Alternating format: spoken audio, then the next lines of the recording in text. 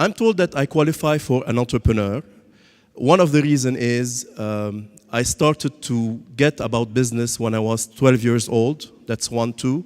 When my father was coming in the afternoon from work and used to ask me, instead of playing ball like everyone, or basketball or football, he used to tell me, prepare this telex for me. How many of you know the telex machine? Still remember the telex machine?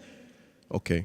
That's like a typewriter, but to send a message across places. It came after Telegram, but just before the fax.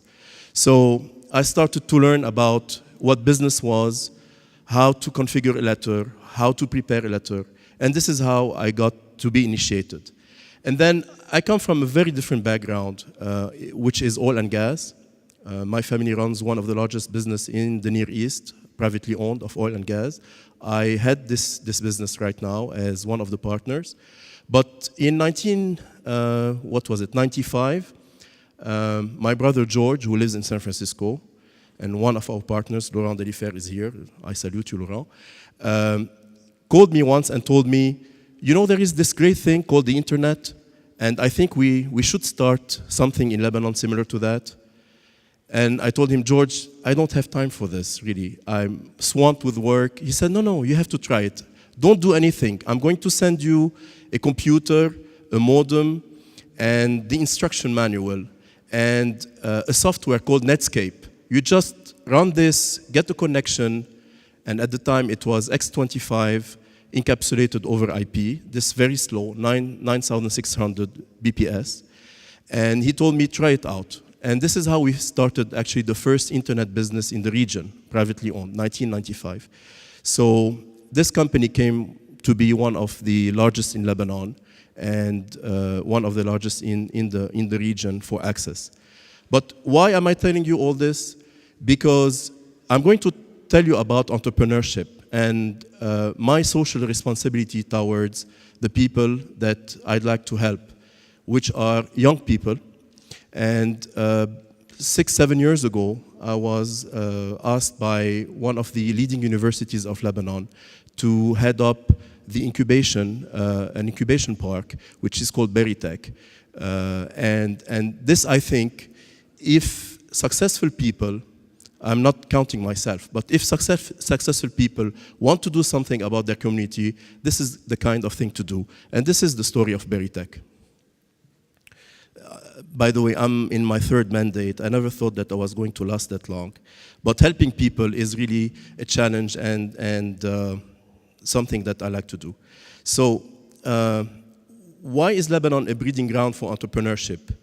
Basically, 3 or 4 main points. Multilingual, entrepreneurial, sophisticated talent with international exposure.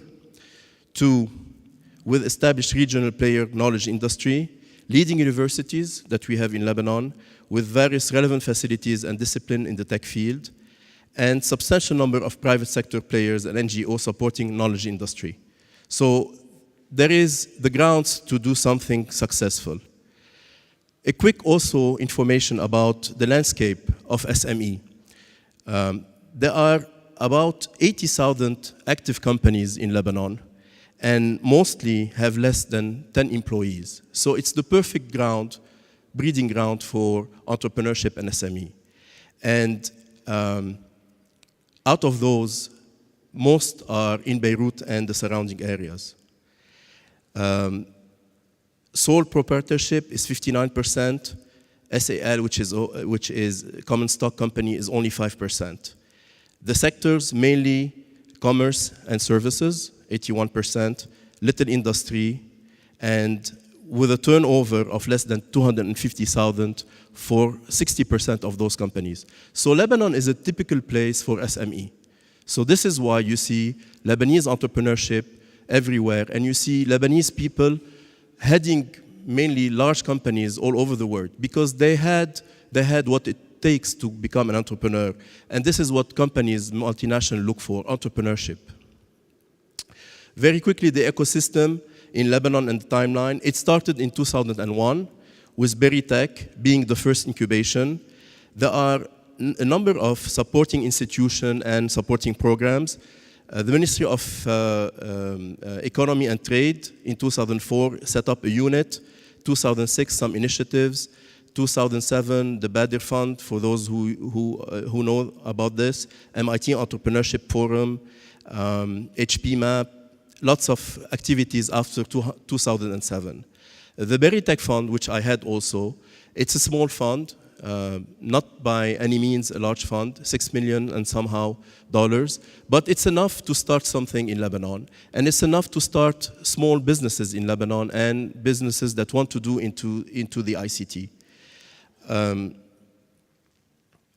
incubation, to go back to the incubation, we have today 2 sites. One is situated at the university campus, which is about 5,000 square meters, and the second one, which is in Beirut at the science campus, which is about 3,500 square meters. We've created, or we've helped companies create more than 500 jobs in the ICT sector over the past few years, and we've supported more than 150 entrepreneurs, and we currently host about 80 companies. So our mission is to contribute to the development of the economy by helping entrepreneurs set up, develop, grow their business in a good, conducive environment. And what I mean by conducive environment, it's not just the premises, it's the whole ecosystem that we create. We want to create a place where people can exchange information, can understand what it takes to become an entrepreneur, can help each other, and can pass on business one to the other. By the way, you see, every morning when I wake up, I try to say, I want to learn something today. And if you add up the number of things that you learn, then you become a very resourceful person. This morning, I was reading the paper, and something really took my eyes, which was the fact that in Qatar, His Highness, the Emir of Qatar, created today something called the Small Business Administration Board, which is something I think extremely important, and I think this has a lot of vision. The second thing, we had in the morning Mr. Kawasaki, who was really interesting. I don't know how many of you followed Mr. Kawasaki. Okay, I think he was really interesting, and I went and I got his book, Enchantment. You have to read it, because some people just go get the book because there is a signature and then just put it in the library. Read the book, it's really interesting. The first few pages at least really enchanted me myself.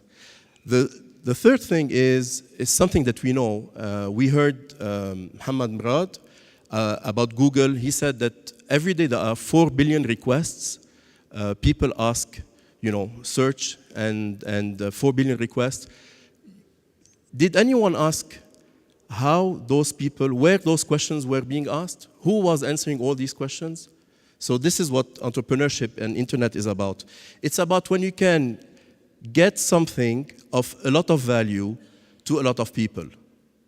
This is my definition of entrepreneurship. And fourth, I think the state of Qatar, really frankly, is doing a lot, because by doing what this forum is about, helping entrepreneurs, not just for the Qatar, but for the region, is absolutely something of great importance. So I think this this calls for a round of applause for Qatar. So again, to go back to my presentation, I still have 10 minutes here. That's what's the funny part. Why we created, or why Berytech was created? Berytech was created to limit brain drain. You know that a lot of countries face this problem, people leaving the country because of better opportunities elsewhere. So by creating Berytech, by helping entrepreneurs take their ideas to the stage of a company, you limit the brain drain, you keep the young people, you keep the resources in the country. And it's obviously reverse migration. So we have a lot of successful companies. I invite you to go to the Berytech website to check those companies. This is a quick view of the campus, the second building. As I said, it's not just about providing the infrastructure, providing the offices. It's about supporting the people, giving them the finance, capabilities, giving them the possibility to ask any question they want, from marketing to business questions. Again, views of Berytech. Mentoring, I think someone is going to talk about mentoring in a while. Mentorship is something extremely important. What we bring in the fund, and by the way, we've invested out of the $6 million, we've invested so far something like $3.5 million. But what we bring to the table is not just the money, because money, there's money everywhere, really. What we bring to the table is the support and the mentorship, the guidance. What we found, at least in this part of the world, Lebanon, is that young people that are motivated, that have ideas, often don't know how to build a business plan. Often they don't know what it really takes.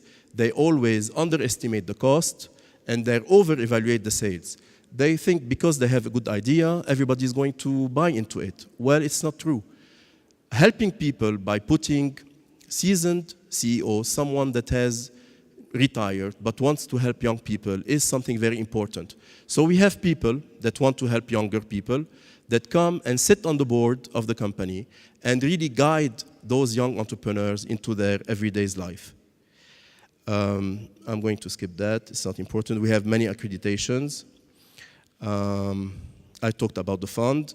We invest anywhere in equity money from $100,000 to $1.2 million per instance, and we have a very systematic approach. We have a management committee, then we have an investment committee, and then we take it to the board. So it's very transparent. We have Cisco and Intel on board of the investors, and I've put some of my money as well. So it tells you how much I believe in it. I've talked about the number of companies we've helped, 150 entities hosted so far, 80 entities graduated, 550 jobs created, 200 entrepreneurs trained, and more than $450,000 given out in grants. And by the way, we're self-sustainable. We don't ask for money every year. The money that we collect from the rental of the premises, we invest it again. And this is how we make the money. And you're most welcome to visit, as I said, our website. And thank you for your attention.